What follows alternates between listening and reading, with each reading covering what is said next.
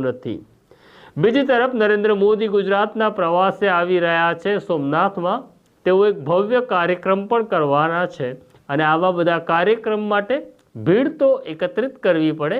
ભીડ હવે સ્વયંભૂ આવતી નથી, સ્વયંભૂ ભીડ આવે એ સમય હવે પૂરો થઈ ગયો છે અને જ્યારે વડાપ્રધાન આવવાના હોય ત્યારે આખું તંત્ર કામે લાગે છે।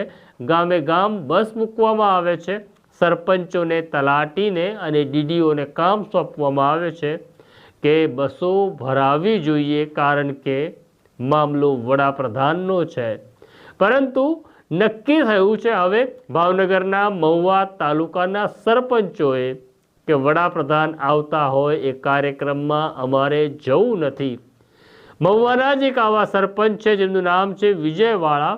તેમણે આહ્વાન કરી દીધું, તેમણે વિડીયો બનાવી દીધો અને મહુવા તાલુકાના સરપંચોને કહ્યું